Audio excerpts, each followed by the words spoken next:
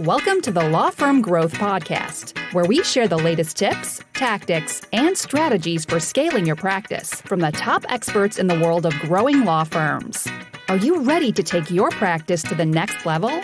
Let's get started. Hey, everybody. Welcome back to the Law Firm Growth Podcast. I'm your host, as always, Jan Roos, and I am here with recurring guest, friend of the pod, Moshe Amsel.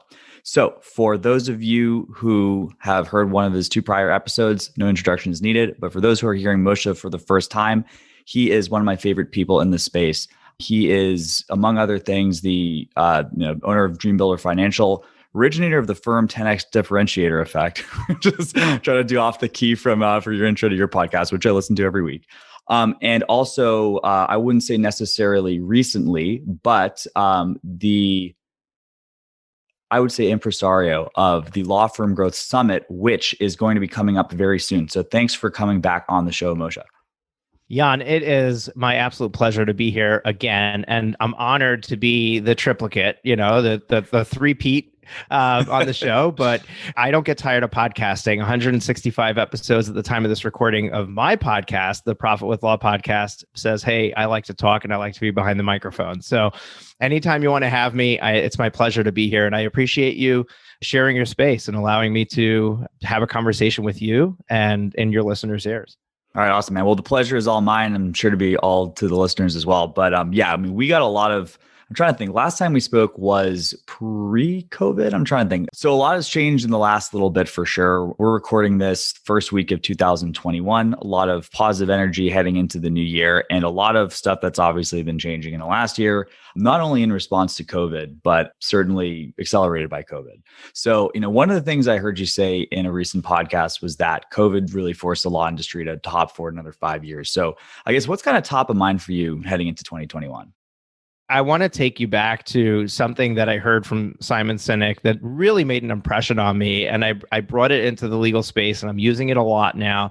And that is, if you look at the history of Blockbuster and Netflix, look at those two companies and you say, what Blockbuster go wrong? Blockbuster was the premier movie rental business, right? It would have been a natural shoe-in for them to become the Netflix that we know today, right? You look at other companies like Barnes & Noble would have been a shoe-in to be Amazon, right? Why did Amazon take them over? What happened with these companies? And if you look at the story of Blockbuster, what happened was the CEO at the time went to his board of directors and said, look, there's this little company, Netflix, that has this really, really cool idea with their mail-in DVDs. And they also have this, online streaming of videos. It was brand new then. And he said, this is a great model that they came up with. We should do the same. And the board of directors said, no, we're not going to do the same because 13% of our revenue comes from late fees. And I use that example because we know that Blockbuster's gone, right? And Netflix is now the ruler of the entertainment business, although there's a lot of competitors entering the space, including Disney. But the point is that Blockbuster was so stuck in their current business model that they weren't willing to see the future. And that's what's happening with law right now.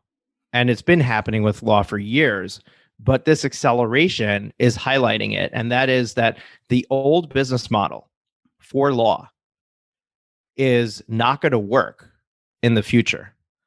The consumers are getting smarter. The consumers are realizing they have options, and people are demanding certain things from their lawyers, and if they don't get it, they're going to find another way to get their legal work done.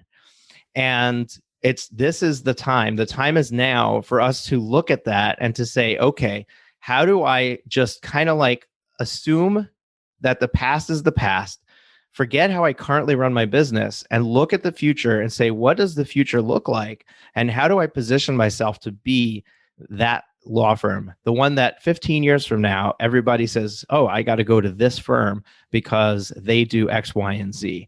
And it's a tough task to give you, right? It's a tough task to be like, how do I see the future? What do I, but the writing is on the wall. Like, you can look around and you can see the different things that are happening, different business models around how you price your services, different business models around how you sell your services. How many of the people listening to this podcast, the law firm owner or the rainmaker, and you're doing your own selling? Why? Why is an attorney who's good at being an attorney trying to be a good salesman? Bring a freaking salesman on your team. Yeah. Why are you trying to bill by the hour when nobody wants hourly billing?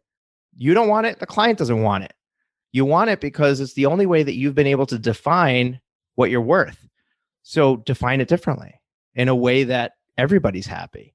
If you start looking at every piece of the business, how we market ourselves, how many people have embraced digital marketing in the true sense? How many of them are really using it properly? Or are we still relying on writing blog post articles and peer-to-peer referral advertising to market our firm?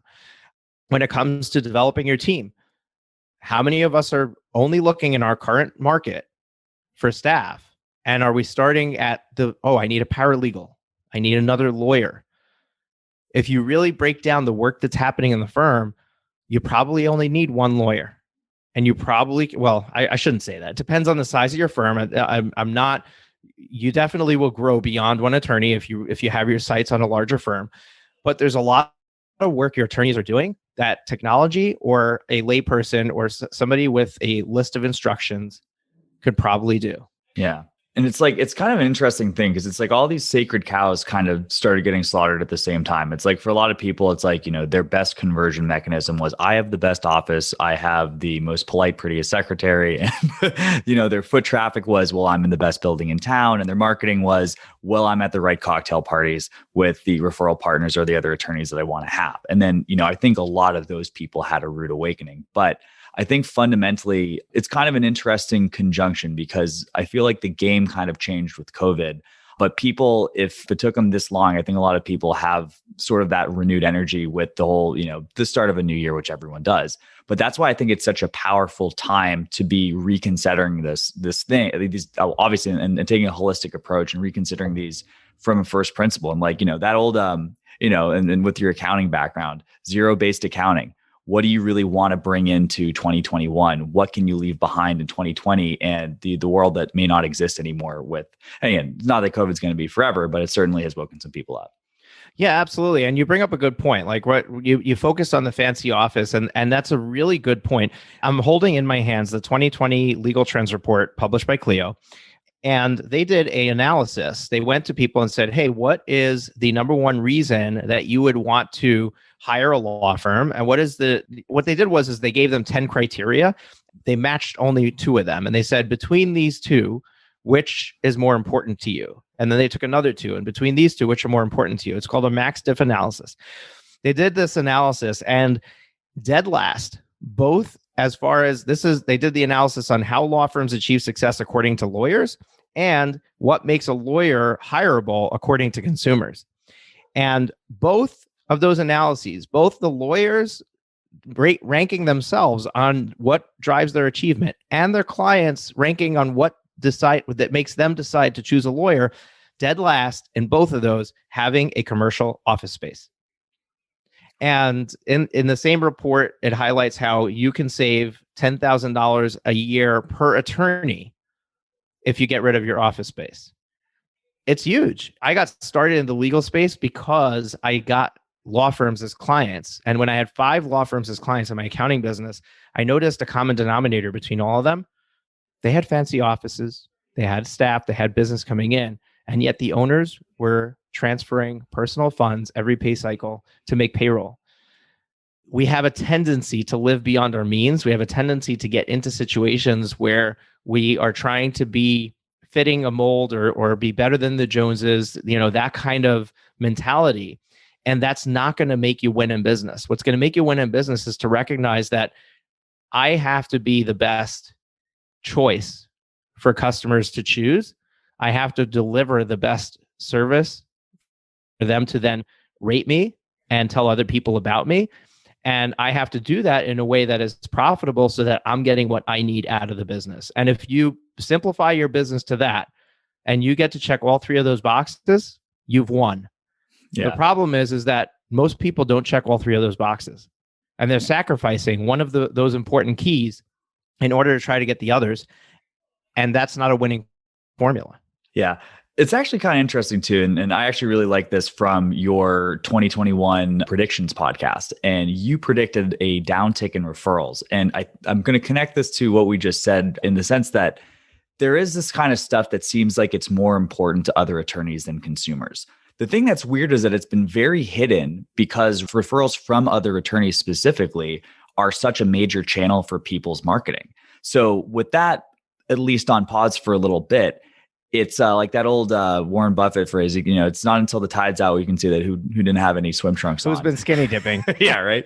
So, but it's, such a powerful opportunity to kind of revisit these things and, revamp them. So just as far as kind of the trends from, maybe a digital marketing perspective or stuff that's been taking off, like against what are the things that are really exciting you that you've been seeing lately? Look, I think that the number one thing is that lawyers should stop trying to figure out how to do their own marketing. And this is in polar opposite from what I've told you 18 months ago. And I think that you need to be really, really selective in who you choose to help you with your marketing initiatives and marketing strategies.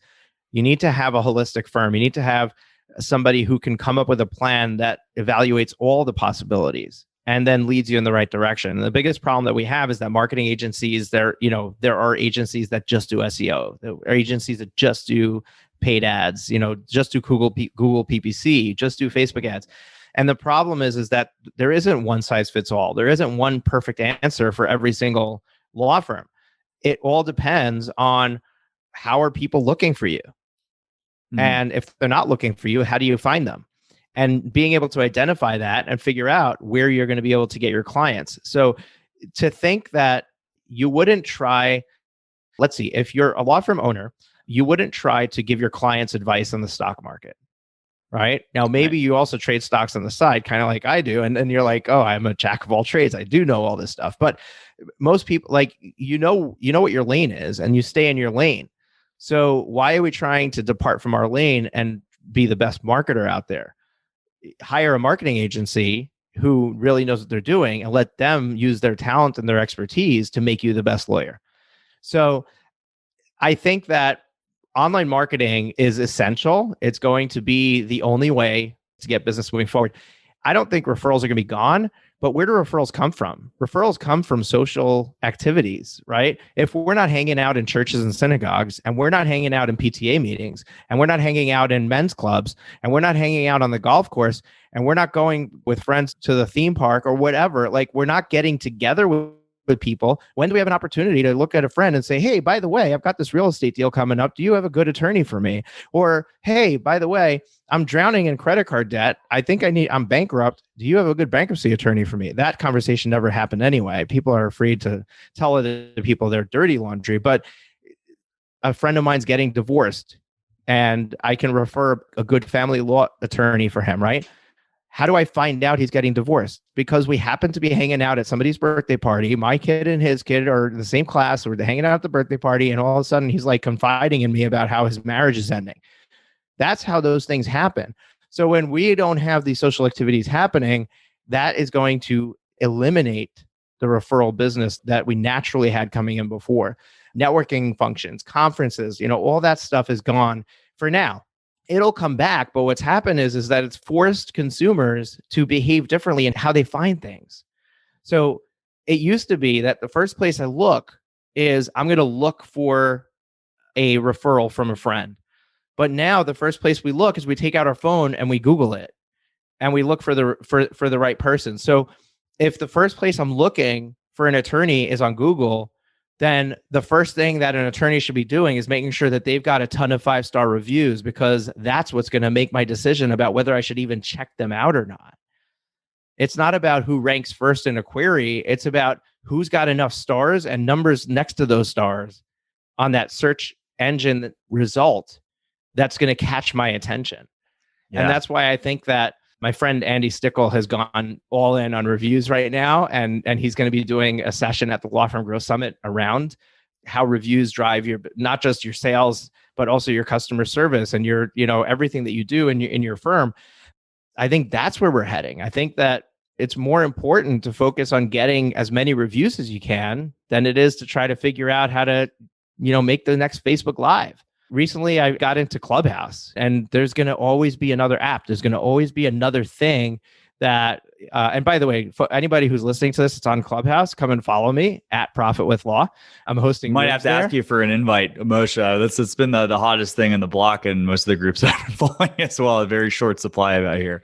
Well, just go in there and create your username. And because your cell phone number is in my contact list, I might get pinged by Clubhouse to say, hey, Jan is waiting for an invite. Do you want to let him in? I don't have any invites right now at the time of this recording, but as soon as I get one, I'll be happy to send it your way. I didn't want to put you on the spot there. But no, it's pretty interesting because we always, that's the thing. You'd said this before. It's obviously who's to say when the whole pandemic situation is going to end? But in a lot of ways, the behavior constitutes a bell that can't really be unrung. So, and the other thing too is and I'll go on record with saying this, people always say referrals are the easiest things to close. No one's going to say that's going to lead to the most saleable business or the best SOPs or a business that's really going to grow without you. So I think on some levels too, it's if you were comfortable, but you knew it wasn't an ideal situation, it's a wake up call for a lot of people that they're going through right now. But yeah, one of the many things that are kind of, up in the air. And another thing I kind of want to bring in, it's something you mentioned earlier, Moshe, was now that we don't necessarily have the geographic constraint of an office, what kind of options are people been looking at in the last little bit? And again, this is stuff that's been around, but what have you seen the trends going in that direction? Yeah, exactly. What's happened is that it's forced your hand to embrace technology in a certain way. So, right, I mean, anybody who has not been running with a practice management system of some kind or a CRM system of some kind has suddenly realized, hey, I need to have this because there's just no way we could deal with paper when we can't share that paper around the office, right? And many firms have already done this, and we're kind of prepared, not intentionally, to be virtualized. And I'm not saying that you need to be virtualized, but you have to be prepared for this to happen again. For those who have been saying that, oh, this happens once every 100 or couple of 100 years, maybe, but it also doesn't get warmer by a couple of degrees, or, we're going through global warming, and I think we're introducing, and I could be wrong about this, but I think we're introducing our own enemies with, and I have no scientific background for this, but I think that the more that we introduce into the environment, the more that we create these monsters that end up, all of a sudden there's more cancer than we've ever had before, or there's this, a new bug, that's this new pandemic. I think we see another pandemic, maybe not short order, maybe not 5 years from now, but I think within our lifetime, we're going to see another one. And we have to be prepared for those eventualities. Maybe it's not a pandemic, maybe it's something else, but what if you can't go into your office? You have to still be able to function and not be a knee-jerk reaction, but have a plan for that. So I think that we kind of recognize, why is Peloton still so popular? Because people recognize that I may never be able to rely on the gym as my only place to go work out. So people are building out their home gyms, even though it's not for just now. They want to be able to be healthy no matter what's going on in their life. So I kind of need both. I need a gym and I need a home gym. So you look at these things, Zoom, you can't get rid of Zoom because now everybody uses Zoom. So it makes a lot more sense for me to give the convenience of that to my potential clients and my existing clients to say, hey, if you don't want to come into my office and meet with me, but instead hold a call over Zoom, I can do that. And I'm happy to do that. You have to embrace those, because who wants to drive across town to meet with you? Yeah. And to the Peloton example too, it's just a lot of the times these things that some people are finding as oh my God, my business is going to shut down if I don't get this. The people that were running a virtual office, shout out to Elise Bowie, when the pandemic hit, all right, well, it was a Monday, same business as usual. And the other thing too, is that even if you prepare something, a lot of the times you have a more efficient situation than something that was just there because of inertia, or just there because of habits that you've been carrying on for 5 or 10 or 20 years of running your practice. I agree with you 100%. Look, I run my business virtually. I work out of my home. I have a really nice office in my home, but I have a Peloton in my office. I had that pre-COVID. I also did a virtual summit pre-COVID, right? I'm a big fan of not needing to travel anywhere. I think, when I started my business, I said, even if I'm going to have in-person staff, they're coming to me. I'm not going to them. We waste enough of our life in the car as it is. Why do we need to add a commute on top of that? So And I'm not saying that everybody should have a virtual business and nobody should have an office. I think there's a reason for an office. There's a place for it. I also think that there's a place for in-person staff. Like I think that it's great to have staff that could be anywhere, that could be remote, but there's definitely value to be able to just turn to somebody and say, I need you to do X, Y, Z. And then they look at you like they're baffled and you say, wait, let me show you. And you show them how to do it instead of sending somebody a Slack message and then 2 days later, them sending a message back saying, I don't know how to do this thing. So there's a use case scenario for everything. But the point is that our options are way bigger than they were before. And we need to redraw the map. There needs to be a new game plan for the law firm. And we need to add these new options into it. We need to create a new offense. We need to create a new defense. And I hate sports analogies, but I'm going to use it anyway because people understand that. And they understand that, hey, I need to have a plan of attack. I need to know how I'm going to get clients and how I'm going to bring the business in. Then I need to have a good defensive plan. I need to know whether I have enough money in the bank to survive a catastrophe. I need to know that I have ways to operate in the event that something happens. So we need to be prepared for things, but we also need to figure out how to live in the new normal. And we have to marry those. It's easier to start a business today than it's ever been before. And it's harder to be successful in business today than it's ever been before. Yeah, I totally agree. And it's like, the stakes to getting it. And again, now it's like, you don't even have to have an office. So another part of that sword is, who cares? It's like, you're a Zoom subscription away. Well, I mean, obviously a legal education and passing the bar, which is no small feat for sure. But from starting your own law firm, I mean, if you're considering just the competition, but yeah, I mean, I think I couldn't think of a better segue to the expertise that you've gathered for the Law Firm Growth Summit. So like, can you tell us more about what you have in store for this year and what people might expect if they want to show up? Yeah, absolutely. So it actually, and thank you for asking and giving me the opportunity to share about this event because I'm super excited about it. If it doesn't come through in my voice, it's a blessing to be able to bring these great people together and to share that knowledge with the people who are interested to come and spend 3 days with us.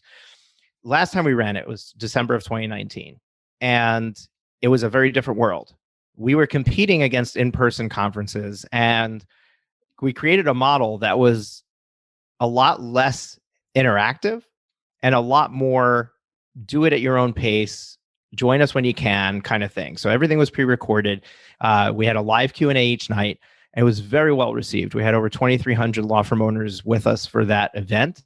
And a lot of people really had their lives changed at that event. I mean, we've had attorneys come back and say, I was floundering. I was going to close my doors and I picked up on X, Y, and Z at the event. And it completely turned my law firm around. One guy even said he had his best year ever this year with COVID and everything because of the things that he implemented from the Law Firm Growth Summit back in December of 2019. So it's been amazing what we were able to do. But what happened this year is all the in-person conferences went online. And they all basically did that. It was a bunch of, hey, here's a bunch of recorded sessions, come in and listen to them. And maybe we'll slap together a way for you to chat with some other people. And that was it. And I looked at it and I went to the vendors who sponsored last year, and I went to the speakers who spoke, and I went to the attendees who attended. And I said, what is lacking in the current market? Right now, everybody's gone virtual. Obviously, there's a ton of these events out there. What do you want to see that you're not seeing right now? And my clients unanimously said, we don't want to leave with a to-do list a mile long of things that we need to implement in our firm that we're never going to get to. We want to go to an event that we're going to have literal hands-on workshops that we're going to be able to leave with something that we've already done, already created, that we just need to implement when we get back. And that really opened my eyes up to what the market needs. And then on top of that, there's also the social aspect and the interaction and being able to see other people and interact with other people. So we decided that we want to run this event live, completely live, nothing pre-recorded. And that's what we're doing. And as a matter of fact, I've even secured a physical stage, at least for myself, so that it feels even more real to the people who are attending. And it's a wild thing to try to coordinate 40 speakers to attend something live at specific times, but hopefully we pull it all off with flying colors. I'm hoping our speakers want to attend the whole thing anyway, but definitely, for their sessions. But the way that we structured it is we basically took these 5 areas that we think should be the key focus for law firm owners as they try to figure out how to position their firm for the future.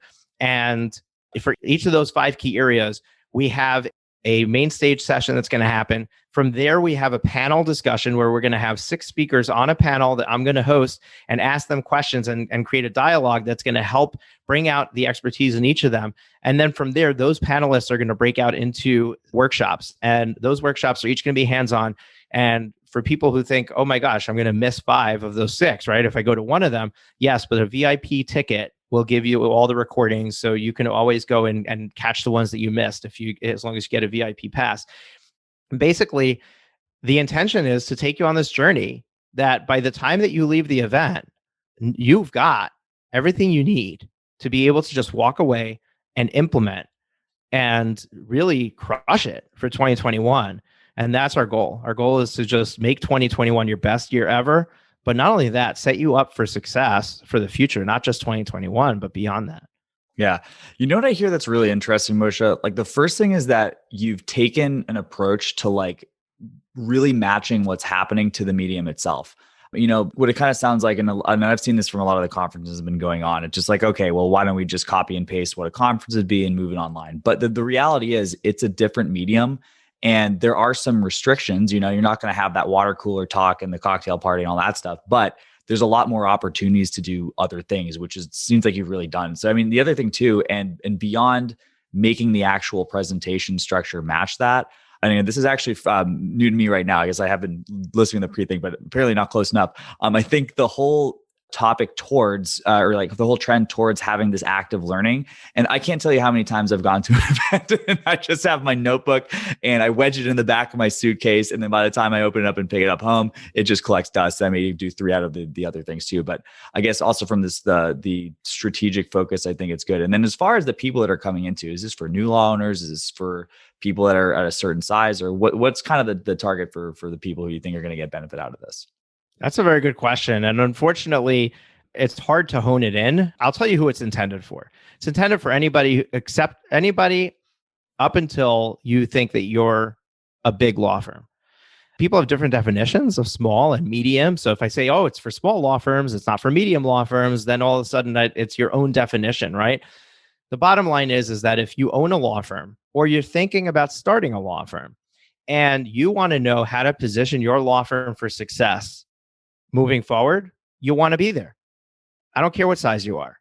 The bottom line is that the legal landscape is changing for everybody. As a matter of fact, I think the biggest threats, the people who should feel the most threatened are the largest law firms, because we're getting into this gig economy. We're getting into this place where it's kind of each man for himself. We're probably going to even see law firms themselves that are like 3 or 4 attorneys might start using things like lawclerk.legal or things like that, where I bring on an attorney just for specific projects when I need them, whereas overflow, rather than hiring an attorney with all the overhead of a full-time staff member, I need to make sure they're busy all the time, and I could pay them what they want to earn and just pay them for the work that they're doing.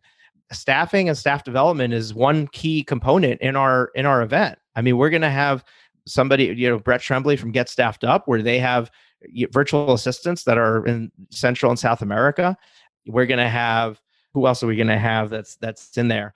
I'm forgetting off the top of my head, but we're trying to open your eyes up to this idea that whatever you have assumed traditionally is the case is not necessarily the case moving forward. And all I want to do is over 3 days is open your mind to new possibilities. And if I open your mind to new possibilities, you've already taken the big leap that you need to take. You've already taken that step, because now you suddenly start realizing, wow, there is another way to do this. I've never imagined how that would be, but now I see how that can happen. Now let me look back and say, okay, how do I do this? So, I think that this event has the ability to really impact you in ways that you haven't even started to consider. Yeah. And it's really interesting too. I mean, like, I really like the multi-section version of that. And like, I can just I'm trying to think of, there's actually a pretty recent example. So one of the things that I kind of pushed to the side in Growing Case Wheel, as a matter of fact, was just kind of our operations and organizational culture stuff. when I started getting into that, which was because I showed up for the wrong call for one of our consultants, I realized it was so impactful. And what I thought I totally had handled was a huge area of improvement. And we've been seeing huge dividends from doing that. So I think even if you have something that you think you have super handled, I think just the diversity of the speakers, and like Moshe said, it's like we got 39 fantastic speakers, comma, and Jan Roos. So, but anyways, I think that it's important for people to hear your message, because it's not just the fact that you've figured out this, this system for estate planning attorneys. Your system would work for anybody. And the idea is to just recognize that a system is needed, that if you can automate the process, if you can make sure the ball's not dropped, that's what's required to be relevant down the road. Like it used to be that you could charge whatever you want for your time, and whoever was willing to pay for it, that was your business model, right? That's not the case anymore. And the consumers are really smart. They're going to be looking for somebody who's good at what they do, but it's not just that. They're looking for a good customer service experience. They're looking for something that's affordable. If you have an open-ended legal service, it's going to cost you, I don't know, X amount per hour. How many hours? I don't know. It could be 10, it could be 1,000. I can't tell you. Who wants to get into a situation like that? Imagine you walk into the car dealer and they say, "Oh, what do you want?" "Oh, I'm interested in the Honda Pilot." "Well, do you want the one that's $10 or the one that's $50,000? Or how about the one $100,000? They're all the same. Which one would you like?" Right? Yeah. And it's like, it's such an important thing too. And like, just to I want to save some of it for the stage too, but for anyone, just to like, as far as the breakout sessions and the talks that we're going to be doing, if you guys have been fans of the content that we've been doing around intake, obviously we've been having a huge focus on estate and elder planning firms the last year, but we're making this really accessible to any consumer facing practice area. And I'll kind of leave it at that. If doubling the amount of case files that you guys are closing without increasing your marketing spend and getting that efficiency up is interesting to you, then I'd suggest making it to my presentation. Yeah, no, I'm super excited to share as well. And I think, honestly, that's one of the things too, especially for people who might be in a bit of a cash crunch heading into 2021. The solution isn't always to spend more in marketing. And I speak against my own interest as a marketer saying that, but it really has been super impactful for a lot of the firms we're working with. But so we're going to have the show notes with the link to sign up for the summit itself. But there's also one interesting thing that I am not qualified to talk about as far as the way that you have everything set up with just getting into the summit early. So can you tell us how that works, Moshe? Yeah, but before I do that, I just want to touch on a couple other things. So we want to make it more exciting for you. Because of that, we have invested heavily in a platform that's going to allow us to provide the ability for you to network with others. And I think it's really important now more than ever. We're in a disconnected world. We feel isolated. We're on an island, and we're craving human connection. And if you've ever been to an in-person conference, you know how good you feel when you leave having met a bunch of people. Or if you're an introvert and didn't meet anybody, how awful you feel when you leave and you didn't meet anybody. But we have solutions for both of you, right? So we're gonna have a speed dating style networking event where we pair you with somebody. You don't have to go and pick somebody out from the room. We're just going to pair you with somebody. You're going to have a conversation with them. We're going to keep it to 3 minutes. And if you want to follow up with them, you exchange information, you move on to the next one. So that's going to be a nice highlight, a nice add-on for the event. And then if you get a VIP ticket, you get a swag bag in the mail. There's a lot of things that we're trying to just pepper in. We're also working on entertainment. We want to entertain you, not just educate you. So I'm hopefully, and we haven't announced any of this yet, but hopefully some musical entertainment, maybe some other kind of entertainment. We're going to be doing a grand prize giveaway at the end. We're going to be giving away some really cool stuff. We already announced we're giving away a Peloton, but there's going to be more. And we're super excited about all of those things. So if you are interested in joining, the one thing that you don't want to do is sit on the fence and wait and decide later, because the price goes up every week. And that's essentially what I think you wanted me to share. Every Sunday night at midnight, we increment the price. And I got that model from Michael Stelzner, Social Media Marketing World is an event that he runs. And when he promotes the ticket, he essentially increases the price every week. And it just kind of creates this feeling of, oh my gosh, there's a sense of urgency. And I'm trying to recreate that. However, we're behind the scenes, we're talking about raising the price of the VIP even more than that. and stopping this incremental price raising. Regardless, the tickets are never going to be cheaper than they are right now, between now and February 9th. So you want to just go to, do you have your URL? It's lawfirmgrowthsummit.com / LFG pod. There you go. LFG pod. Lawfirmgrowthsummit.com / LFG pod. Jan will put it into the show notes. Snag a ticket. I will not let you down. Yeah, I was going to say too. You're going to like the things you learn. I guarantee it. I was going to say, I also have to say too, I always got to love a reason to act now too. It's one of the things we've been finding a lot of success with. Maybe something to consider your own law services, but we'll get at that in the breakout session. But so Moshe, thank you so much for coming on. A lot of ideas in this podcast itself, but if you want any more, you know where to find it. So super appreciate the time, and I'll see the rest of you guys next week at Tuesday on the Law Firm Growth Podcast. Yeah. And Jan, I want to, first of all, thank you for having me and do my own closeout here. Folks, you guys are podcast listeners. If you haven't checked out the Profit with Law podcast, I'd love it if you gave us a spin too. I know you can only listen to so much, so drop some other stuff except for Jan's show and come over and listen to mine. But if you haven't heard of it, check it out. And if you like it, subscribe to it. But regardless, I'd love to see you at the event February 9th. Jan, thank you for having me. And we'll see you guys soon. Thank you for listening to the Law Firm Growth Podcast. For show notes, free resources, and more, head on over to casefuel.com/podcast. Looking forward to catching up on the next episode.